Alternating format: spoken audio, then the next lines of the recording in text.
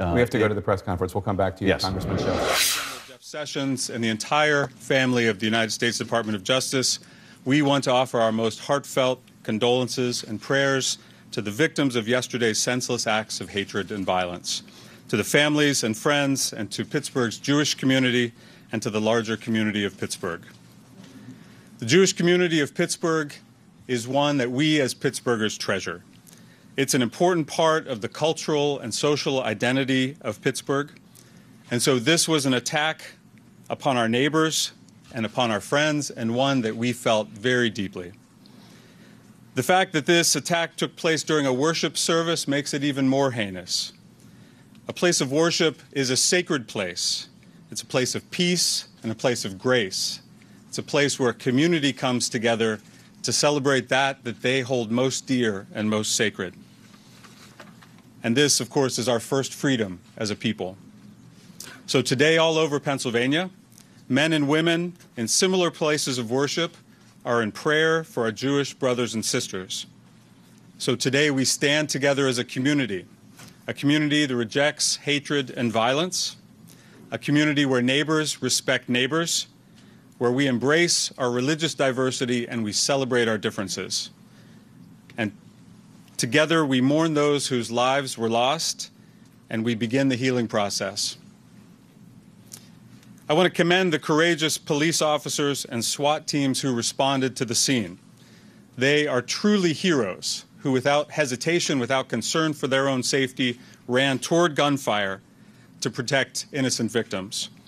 By confronting and neutralizing Bowers, they prevented additional loss of life.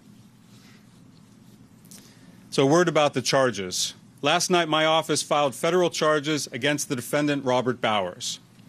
The complaint alleges that on Saturday, October 27th, at approximately 9:50 a.m., Robert Bowers entered the Tree of Life Synagogue in Pittsburgh's Squirrel Hill neighborhood. At that time, members of the Tree of Life Synagogue were engaged in religious services and worship. Bowers was armed with multiple weapons. He had 3 Glock 357 handguns and an AR-15 assault rifle. Inside the synagogue, Bowers shot and killed 11 individuals and wounded 2 others. Police officers and SWAT teams responded quickly to the scene, and Bowers shot at them. Ultimately, 4 police officers were injured, and 3 of them were shot by Bowers.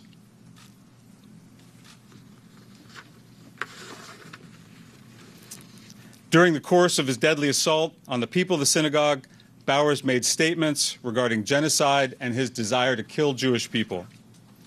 After a standoff with police, Bowers eventually surrendered and remains in federal custody today.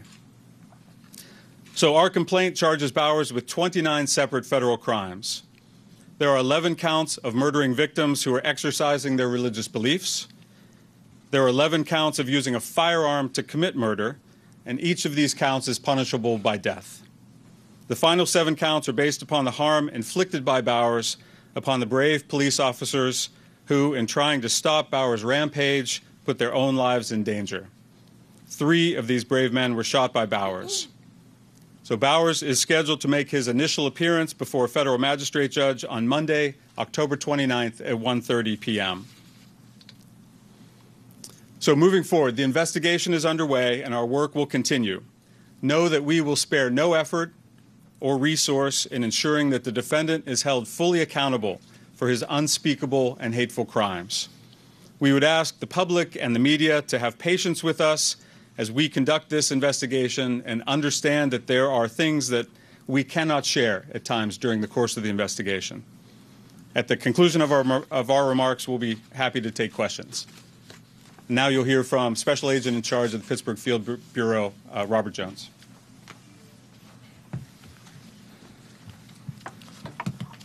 Thank you, Scott. Last night at approximately 9 p.m., Robert Bowers was formally taken into federal custody following the issuance of an arrest warrant by a federal magistrate judge here in the Western District of Pennsylvania. He is presently still in the hospital following surgery and under guard. At this point, we have nothing to indicate that Bowers had accomplices, but again, we are in the early stages of this investigation. Our hearts continue to go out to the families of the victims of the Jewish community here in Pittsburgh last evening after some difficult work by the medical examiner's office, All 11 victims were positively identified and next of kin notification took place. As of 6 a.m. this morning, all of the victims had been taken from the Education Center to the medical examiner's office. I want to personally thank the leadership of the Jewish Community Center and the rabbis of the 3 congregations located at the facility for their patience and the patience of the families as we work through the night to identify and remove the victims this morning. This is a large, complex crime scene, and much work remains to be done. At present, FBI evidence teams from Baltimore, Washington, and Newark are here to augment Pittsburgh, and we estimate that the crime scene may take up to a week to process. As reported already, we've conducted a search at the subject's house in Baldwin, and a search of his vehicle will take place this morning. I can't comment on what was found in those searches. We continue to conduct interviews, scrub social media, review possible surveillance camera video, and exploit digital media to determine how and why Bowers committed this terrible act. I ask again that if you have information that may help, please contact law enforcement. I'd like again to thank Chief Schubert of the Pittsburgh Police for the heroic actions of his officers. Had Bowers made it out of that facility, there is a strong possibility that additional violence would have occurred. I also want to thank Wendell Hisrick and his team. They are a big part of the community that all law enforcement promises to protect and serve. Thank you very much. I'll turn it over to Wendell. Good morning. I would just like to take a few minutes and thank the outpouring of support that we've received over the last 24 hours. The Jewish Community Center, the Red Cross, the Salvation Army, the various grief counselors, the Children's Institute, and the many other organizations and businesses that have provided food and logistics for the officers and for the victims. As Mr. Jones mentioned, the area around Wilkins and Shady will remain closed so that the forensic investigation of the crime scene can continue. That area will probably remain closed for up to a week. Extra patrols have been assigned around various sensitive locations throughout the city of Pittsburgh, to include where the scheduled event will occur tonight. In the next few minutes, the medical examiner will release the names of the deceased victims. I would personally ask that the media respect the privacy of the families of these victims. I was there last night and witnessed the notifications being made to the families. It is a very difficult time for the families, and I ask you to give them some distance. Finally, if you see a first responder, whether it be a police officer, paramedic, or firefighter, go up to them and say thank you for their work that they've done. The last 24 hours has been extremely stressful for them, and a word of thanks would go a long way. At this time, I turn it over to Pittsburgh Bureau of Police Chief Scott Schubert, who will give you an update on his officers. Thank you. Good morning. First and foremost, as everybody's saying, our heartfelt condolences to the victims and to their families and their friends. And we have a strong relationship with the Jewish community in Pittsburgh, and I just want to tell them that we grieve with you, we support you, and we're here for you, and we will continue to work with you. This is a tragic thing for everybody, but it's something that makes Pittsburgh strong, is that we work together, so we're going to continue to do that. I still want to praise the officers for what they did. I mean, they ran into danger, they ran into gunfire to help others. Some of that's training, some of that's experience, but it's their inner core that wants them to help others, that wants to save lives, and they did that yesterday. So we want to praise them for that. The 4 officers that were injured, 1 was released yesterday. We're praying 1 will be released today, and then the other 2 have a little bit more that needs to be done. And can't say enough for the medical staff at the hospitals for what they're doing for the officers. We have incredible hospitals in Pittsburgh, and they're doing a fantastic job with that. Can't say enough for the interagency and interagency support. Western Pennsylvania is blessed to have so many law enforcement agencies that work together, that train together, and yesterday just showed how that works. City, county, state, federal agencies working together, no egos, working together for what's right, and I can't thank them enough for that. And just we're going to get through this, and we're going to continue on and show what Pittsburgh's made of. So thank you.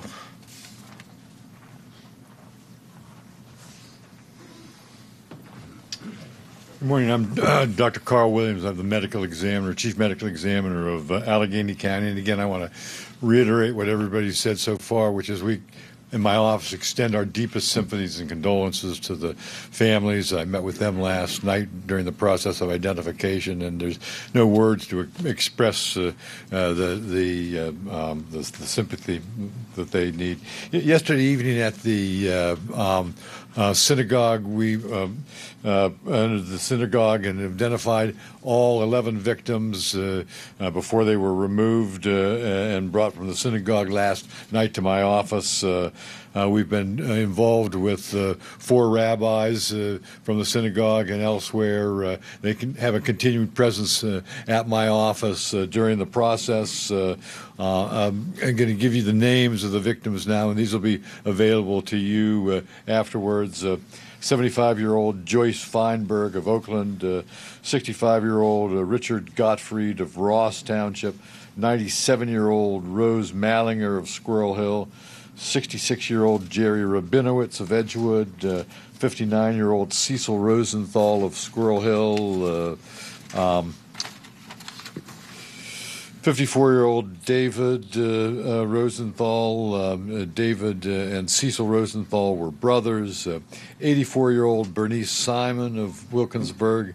86-year-old Sylvan Simon of Wilkinsburg. Bernice and Sylvan were husband and wife. 71-year-old Daniel Stein of Squirrel Hill. 88-year-old Melvin Wax of Squirrel Hill. And 69-year-old Irving Youngner of Mount Washington. The bodies are currently at the medical examiner's office. Autopsies have begun on those. We are doing everything in our power to complete the process in a way that honors both civil and religious law, and cause and manner will be released to the media as they're determined. We have not established a time framework for this. We're only in the initial process of evaluating what will be required to do that. And finally, in talking with the families last night, they are in shock and grieving, as you can imagine. My colleagues and I joined the authorities in asking for you please to be respectful of the needs for the time and space as they deal with this tragedy. Today and the coming weeks, they will need to know that Pittsburgh supports them and is lifting them up. Thank you.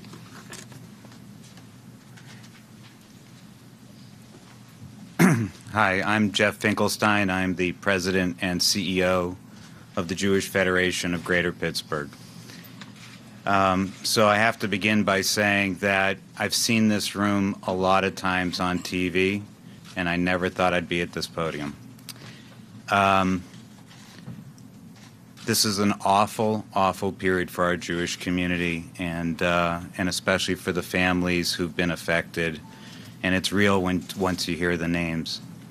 We're going to do everything we can to help the families. We're in the process of doing that now. And we'll be there for them and be there to help our Jewish community in the Pittsburgh region heal from this. I want to echo a lot of the thanks and gratitude that people have already expressed to local law enforcement, to the FBI, to the DHS, the Salvation Army, the Red Cross, who've all been there with us yesterday at the JCC.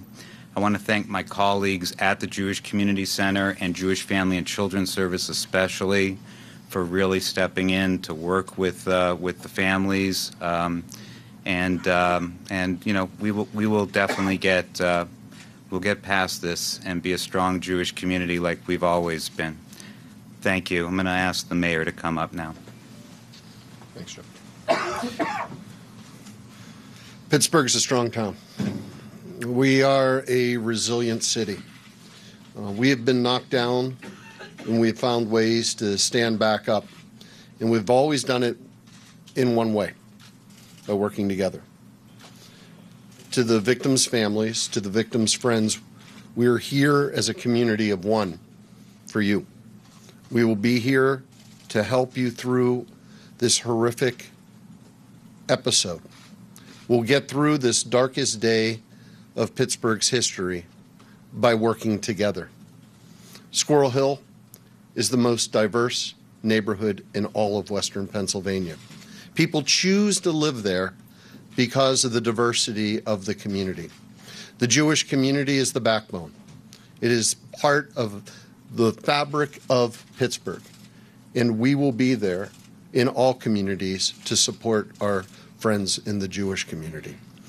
We, as I stated, have been knocked down before, but we've always been able to stand back up because we work together. And I have to take a moment to thank those that spoke earlier. The effort that was put in across multi-jurisdictions, from the federal to the state to the county to the local, was something that we should all be proud of. The fact that we were able to work together as one community, suburban medics coming in voluntarily to take on different areas of our city because all of our medics were at the scene. Our medics deciding on their day off to voluntarily come in to fill 7 additional ambulances to back up our officers and the officers who came from surrounding counties. The federal agents and the state troopers and the county officers all working together in order to be able to make sure an episode that will forever go down in the history of this city as one of the worst moments that we have experienced was able to be lessened because of that coordination. And to those that are standing behind me who spoke earlier, the professionalism that was exemplified through their leadership was something that we needed at our darkest time. To our officers who are in the hospital, and to the one officer who has been discharged, the thanks of an entire city go to them. Their sacrifice and their knowing of the danger that they put themselves in order to be able to protect others is something, when they put on that uniform, that we should understand the sacrifice that they make. And to their family members, this city will be behind and there to support you in anything that you may need. And finally, to those that are not familiar with Pittsburgh, to those who have given their words of not only confidence but support to Pittsburgh from around the world, around this nation, and around this state, thank you. We know that we as a society are better than this. We know that hatred will never win out, that those that try to divide us because of the way that we pray or where our families are from around the world will lose. And in Pittsburgh, we're pragmatic and we find solutions to problems. We will not try to rationalize irrational behavior. We will not try to figure out ways in order to lessen the degree of crimes such as this. We will work to eradicate it. We will work to eradicate it from our city, from our nation, and our world. Hatred will not have a place anywhere, and we will work locally to make those changes happen, and we will work with partners around this country and around this world to make sure that it ends. I want to thank again all of those in this room, the elected officials who are gathered, those that have worked on the front line of public safety, those that worked within public works and other parts of government in order to be able to assure the safety of our people. And we'll open it up to questions at this time.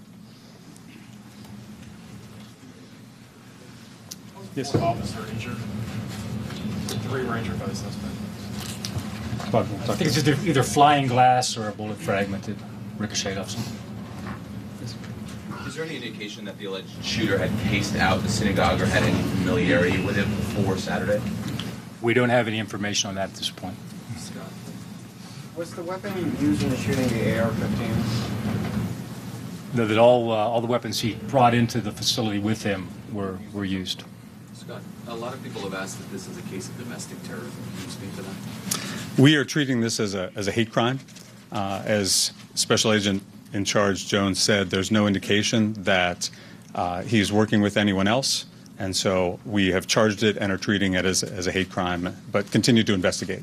And just to elaborate, the distinction of domestic terrorism would need to involve what?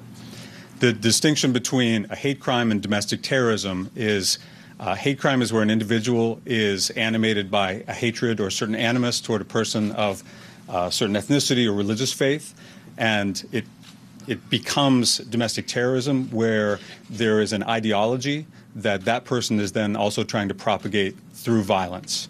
And so we continue to see where that line is, but for now, at this place in our investigation, we're treating it as a hate crime and charging it as such. So you say it was an AR-15 and what are the other weapons? He had three Glock handguns with him.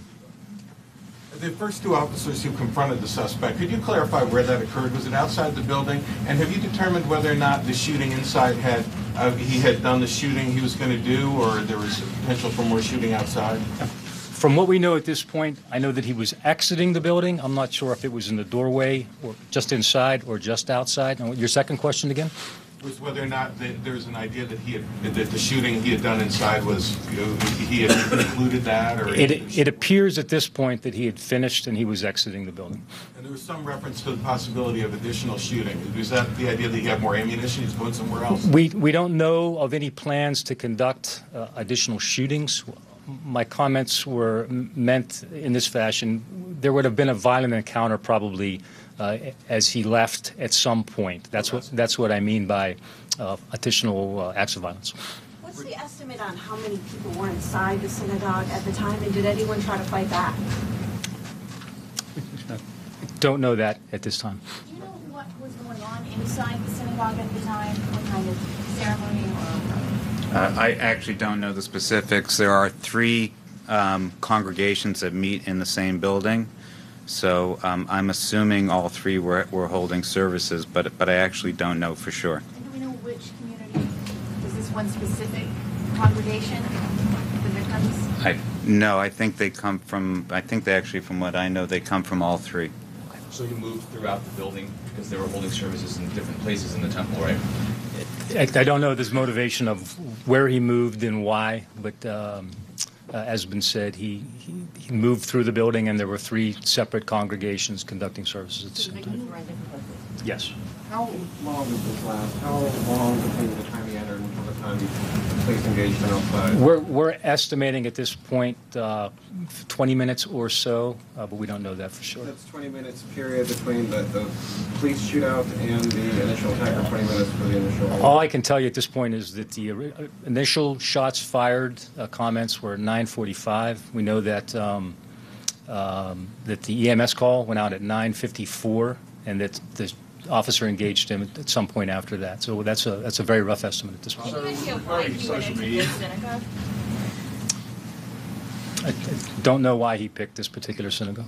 Can you elaborate at all on the alleged shooter's condition at this point?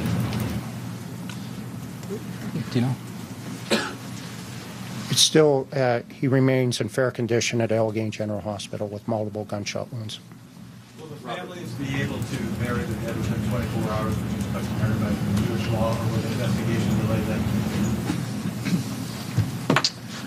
We have representatives, rabbis at the office. We're doing everything we can to balance, as I say, what we need to do as a criminal investigation with the needs of the families. So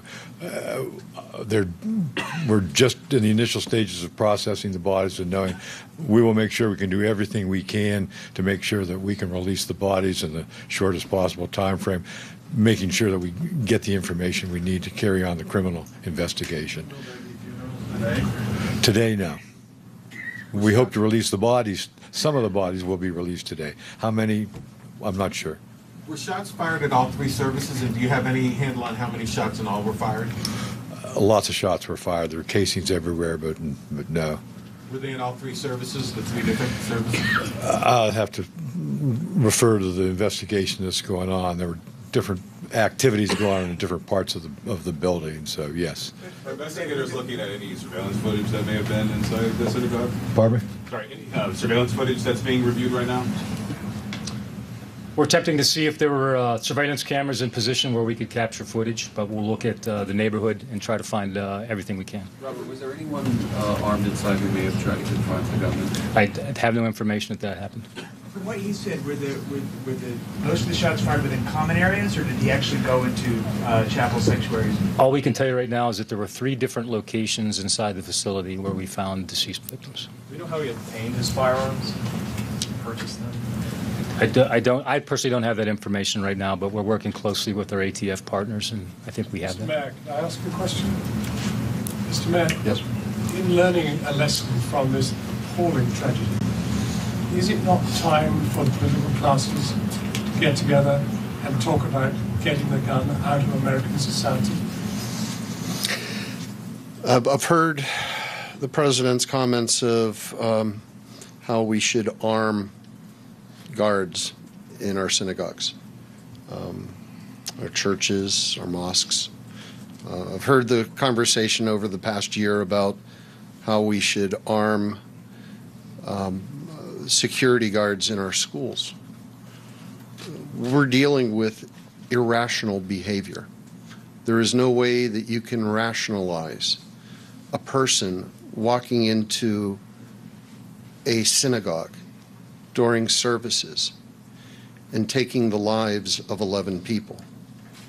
We shouldn't be trying to find ways to minimize the dangers that occur from irrational behavior. We should be working to eliminate irrational behavior in the empowerment of people who would seek to cause this type of carnage from continuing. I think the approach that we need to be looking at is how we take the guns, which is the common denominator of every mass shooting in America, out of the hands of those that are looking to express hatred through murder. Last question. Mr. Mayor, Question period. what do you think of, Mr. Mayor, what do you think of the international attention that we're getting, and how do you think it's going to affect the midterm election? I have no idea how it affects elections, but I will say this, that the outpouring of love and support for Pittsburgh is incredibly appreciated during this time. And there is a commonality throughout the world of people who have had enough of this type of hate based upon somebody's practice of religion or somebody's national origin. There is an outpouring that is being heard through the people of Pittsburgh right now of where people want to see society move towards. And it is not about finding ways to divide us. It is about finding ways that unite us through our commonality as humans. Let this horrific episode be another mark in the march of humanity towards recognizing that we are all one. Thank you. All right, as the press conference ends, we are left with the words of the Pittsburgh Mayor, Bill Peduto, pleading for unity at this time of tragedy. 2 notes of news. We did hear from the FBI special agent in charge that they do not think that the shooter at the Tree of Life Synagogue had any accomplices. We're also told by the U.S. Attorney in Allegheny County in the Western District of Pennsylvania that they are treating this as a hate crime. So that is the news out of that incident, out of that press conference, in addition to the list of names of the 11 victims. I'm back